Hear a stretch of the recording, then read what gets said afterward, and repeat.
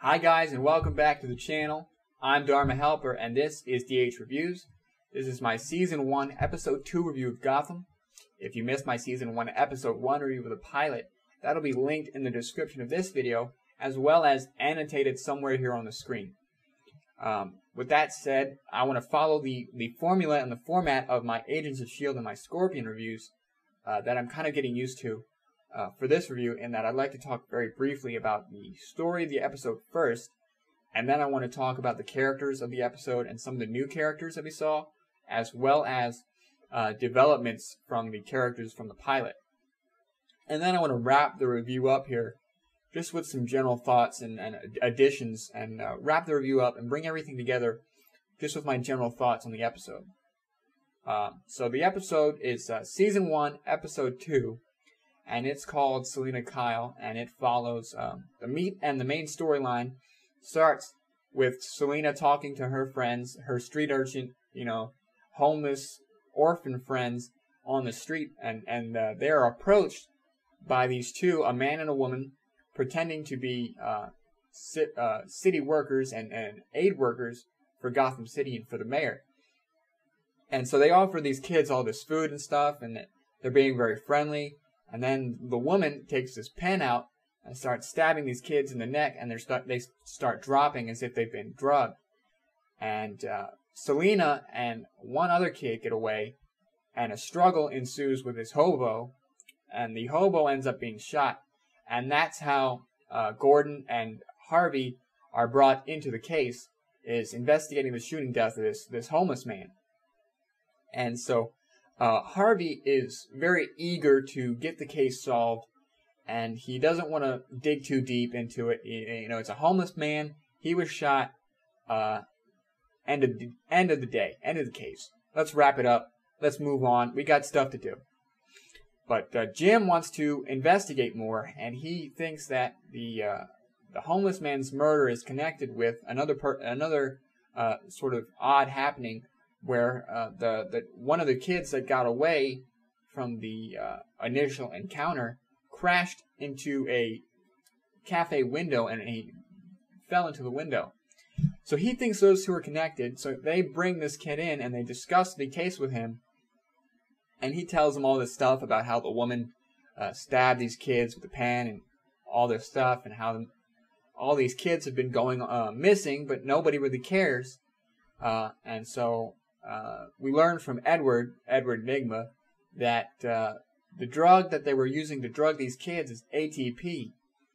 And so following up on that lead, they shake down a bunch of ATP suppliers, and they end up at this storehouse looking thing, where they shake down the guy who is working with the man and the woman kidnapping these kids, and a shootout occurs, and the man and the woman get away, and the suppliers brought into custody, and these kids are rescued, and the mayor, who is a new character in the episode, he has a press conference where he talks about, thank God all these kids are safe, and the real problem here is the number of homeless children and the vagrancy, and we're going to institute a tough love program to basically ship these kids to a facility or to a foster home to solve that problem. And so when this is occurring, they arrest basically all these kids, and Selina Kyle gets arrested, and they're put on this bus, and the bus is hijacked by the man and the woman, who steal these kids, and they bring them to a location. And so Gordon and Harvey have to shake down the supplier who they arrested, and he gives them a logo that was on a van that these guys were using, and they use that logo to track them to a shipping yard for Trident shipping. And as they're doing this, Selina kind of evades these two, her two captors, and she is in the shipping yard, kind of giving them a bit of a chase and harassing them and trying to escape and rescue all these kids. And her and Gordon sort of converge as they're doing this, and the two that were kidnapping the kids, they're brought to justice, and all these kids are rescued. And that's basically the whole, the basics of the story of this episode. Over the course of the episode, we see the Penguin and how he's developed from the pilot, and he is hitchhiking, and he encounters these two guys who make fun of him, and so he snaps, and he kills the one guy, and he kidnaps the other guy, and he takes their truck, and he rents a trailer where he sets up this mosaic, almost, where he's got all these different pictures, and he's planning in his head his comeback, and you can see the wheels start to turn, and he's putting all these pieces on the chessboard, and so he tries to get money by ransoming the guy that he left alive, but the guy's mom doesn't believe him or something, and so it's implied that he kills him. So you can see that he's trying to marshal his forces here and get his money and get his plan in order to come back and exact his revenge on Fish Mooney and take advantage of the war that he predicted that is going to come to Gotham City. And speaking of Fish, we see her in this episode talking to Gordon and talking to Harvey and trying to smooth things over on that regard, but also talking to Carmine Falcone and trying to smooth things over on that regard, because Carmine says to her that he had a conversation with Oswald before Oswald died, that basically Oswald confessed that Fish had been planning this coup, and she was going to overthrow Carmine and kill him and all this stuff, and Fish denies that, but you can see it in Carmine's eyes. You can see that he doesn't really believe her, but he doesn't have enough to go against her, and she doesn't have enough to go against him. So it's this interesting sort of stalemate détente that they've got going on, where they're staring each other down, and they're putting on a face. And it's going to be interesting to see where that develops, and to see what the boiling point is. I think when Fish makes her move, Carmine is just going to be right on top of that. Carmine is going to see that coming a mile away, because we get the impression from the pilot and from this episode that Carmine is much smarter and much more intelligent and much more calculating than Fish. And I think he's going to be miles ahead of her. Like I said, I think he's going to be able to predict her coup and to prevent it.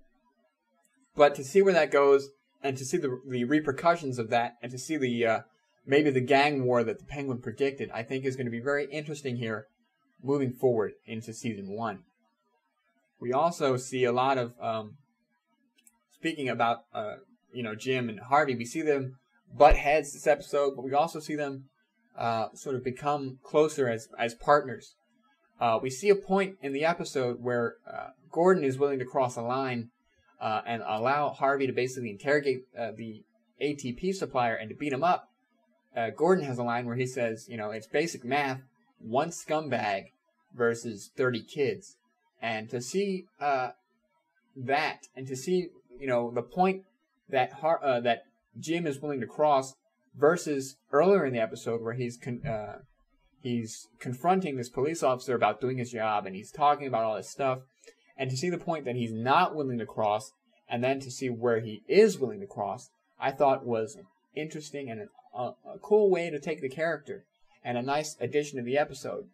And to explore that further as we go along in season 1 is going to be key for that character.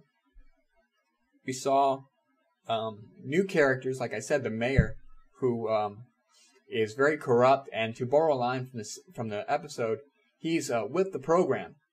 He's like I said, he puts on that face with the press, and his whole thing is to keep it quiet at first, but then when he has to, he talks about the reform program and the tough love and all this stuff. And Gordon calls him out and says, you're using that as a pretense to arrest all these kids and to ship them upstate and to make them somebody else's problem. And to see that, and to see that character, I thought was very cool. And I want to see more and where that develops and what sort of conflict Jim has with the mayor. We also saw Captain S in this episode, who has another very good line. She says, this is Gotham City. If you don't bend, you're going to break. And she's another character who is with the program, but not to the extent maybe that the mayor is. She and Harvey are kind of on the same page, where they're doing it because it's the way things are done. not necessarily because they're bad people, but because they have no other choice. It's their survival. They're not bad people. They're not gonna, kill people indiscriminately or anything like that. But they're not gonna sweat the small stuff. They're gonna do the job the way that Gotham City wants them to do their job. So to see that character, and again to see Gordon butt heads with that character, and to see his idea of justice versus their idea of justice, I thought was very cool. Speaking more about the police department, and we saw Montoya and her partner again in this episode, the Major Crimes Unit. They were talking to Oswald's mom, Mrs. Cobbleput, and they were talking basically about how they think Oswald is pretty much dead, and how they're trying to investigate all this stuff. And to see that develop over this first season is going to be pretty cool to see and pretty interesting. I'm interested to see if they will continue to go after Gordon, or if they will at one point recognize and realize that he's on the same page as they are, and if they, Montoya and Gordon and her partner, develop a friendship, and if they sort of align themselves together, or if they continue to butt heads, and what repercussions that'll have on both sides. We saw Bruce in this episode start to, again, like I said in my predictions video, accumulate the talents and the skill set that he will need for to become Batman. And we see that when he tests himself with the candle on his hand. We see that when Gordon and Alfred are having a conversation about, because Alfred, like I said in my predictions video and in my review, Alfred is having a very tough time trying to raise Bruce. So he seeks out Gordon, and when they're having their conversation, Bruce sneaks up on them, and it's very indicative and very it's an indicator of Batman and Batman's sort of sneaky nature and his ability to because in the series, and in animated stuff, Batman is always sneaking out into the shadows, and you'll think you're talking to him, and then you turn around and he's gone. And to see that sort of referenced and to see that build up, I thought was very cool. And like I said, I'd like to see maybe Selina Kyle and Batman, or Bruce Wayne, team up and to learn more, because in this episode and in the previous episode, you saw Selina Kyle was able to move and have almost very parkour movements, and to see her maybe train Bruce in that would be a cool way to have those two characters interact and to set up that relationship for the future. So to see Bruce sort of building that skill set, and to see Alfred struggling with raising Bruce and finding a solution and keeping him sheltered, I thought was a very nice way to take those two characters. We saw Barbara in this episode kind of act as the counterbalance to Harvey in terms of Jim's conscience. She was telling him all the right things to do, and he was telling him all the easy sort of with the program Gotham City things to do. She tells him, we have to tell the press. She calls the press and tells them about the kidnappings when the Gotham Police Department, Captain Essen and the mayor and Harvey had all agreed to keep that on the down low. So to see the repercussions on Barbara's part, and to see exactly how far that goes before something bad happens to her or to Jim, I think is going to be a key part of this first season. So that'll do for characters. So just my general thoughts on the episode to kind of finish things up here. I thought it was a nice step up from the pilot, and I thought that their pace and the story was moving along very nicely here. I like that they continued to reference the Wayne killings as sort of the main arcing story, but also kind of contain the episode within the kidnapping of these kids. There was a reference in the episode about Arkham Asylum maybe opening, because it had been shut down for the last 15 years, And I think Harvey was the one who said there was talk about it opening back up while the Waynes were still alive. And I thought that was a nice touch to kind of reference back to that story of the Wayne killings and why they were killed. And maybe their involvement with Arkham Asylum is part of the motive for their murder. I also liked their handling of the story in terms of the doll maker, who was revealed to have been the man that had hired these guys to kidnap all these kids. The doll maker is a very obscure, in my opinion, from my understanding, character in the DC universe and in Gotham City, because I don't read Batman comic books or anything like that, but I'm very familiar with the standard Rogues Gallery and with some of the other characters of the Gotham universe. And Dollmaker is somebody I had to look up. So to have to look up him, and to basically he's a serial killer, but he's such a fringe character, and I like that they're going with that and digging around in the toy box almost. And to see more of that, I think, is going to be awesome. You know, to kind of have the show have its own identity and to play around with these characters that Christopher Nolan hasn't touched, or that the animated series have not touched, or that we haven't seen in movies or cartoons. I think that's going to be very important for the show to develop its own character, and I'd like to see more of that. Talking about characters, a concern that I had coming out of the pilot was that they were going to have difficulty telling a coherent story with so many characters. You know, we have Poison Ivy, we have Catwoman, the Riddler, Edward Nygma, we have Jim Gordon, Harvey Bullock, Montoya, Barbara, all these different characters, Fish Mooney, the Penguin, Carmine Falcone, almost a dozen different characters. And to be able to tell a coherent story and to give each character their due is a little bit difficult. But I think they pulled that off here in the second episode. We didn't see anything out of Poison Ivy this episode. We saw Edward Nygma very briefly again. But they were able to advance the story for the Penguin. They were able to advance the story for Jim and Harvey. They were able to actually introduce new characters very effectively, and they didn't miss a beat. It was very smooth. So I like that. And I think if they continue to do that, where they have the structure of the episode be a contained case, or maybe 2 episodes is one case, but the underlying stuff, like the Wayne murder and the Carmine Falcone, Fish Mooney mob war storyline, and the Penguin storyline, and sort of underlined, and maybe an episode here or there with Poison Ivy, and like I said, stuff sort of under all the main stuff. I think that's a good structure to keep moving forward.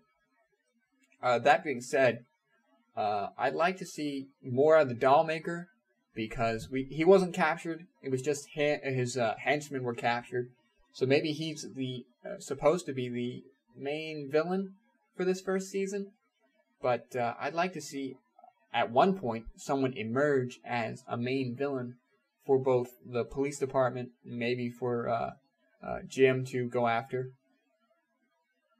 I think that's important for a series to have, is somebody who you can look at and say, this is the villain. And to see that as we come forward here in this first season, I think is going to be very important.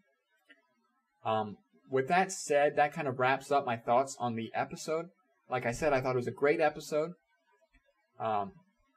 Before we finish up the review here, somebody pointed out in my Gotham predictions video that the show was supposed to have somebody each episode who might be the Joker. And in the first episode, it was very obvious who that was when Fish Mooney was having that conversation with the comedian. But I didn't catch it this episode. So if you caught it, if you know who the Joker was supposed to be in this episode, leave a comment in the comment section and tell me, because I'm interested. With that said, that'll wrap up my review. If you liked it, leave a like. That really helps me out a lot. If you want to see more, subscribe to the channel, and you will see those, my reviews, as they come out. Tomorrow I'm going to be reviewing Agents of S.H.I.E.L.D. Season 2, Episode 2. And then on Thursday, I'm going to be reviewing Scorpion Season 1, Episode 2, which came out Monday. With that said, follow me on Twitter. I talk a lot about Gotham and about Agents of S.H.I.E.L.D. and about Scorpion. I talk about my thoughts on the episode, and we kind of have a conversation and a back and forth about the episodes. So I'm very interested to connect with you guys in that regard. And again, just keep up the support. It means a lot to me, you guys, to see all this support. And I'm learning, and hopefully this week you're going to see very small, very subtle changes to the channel that will compound and really help us grow the channel into something that's a little bit more professional and a little bit more clean. Again, I want to thank you guys for your support. Please leave a like. Please comment. The more I can engage you guys, the more I'm motivated to continue doing this. Please subscribe if you want to see the reviews. Again, there will be links in the description for the relevant reviews for this video. And with that said, that's my review of Season 1, Episode 2 of Gotham. Gotham airs Mondays at 8 p.m. on Fox. Watch alongside me, and we will review the shows together. And I will see you guys in the next video.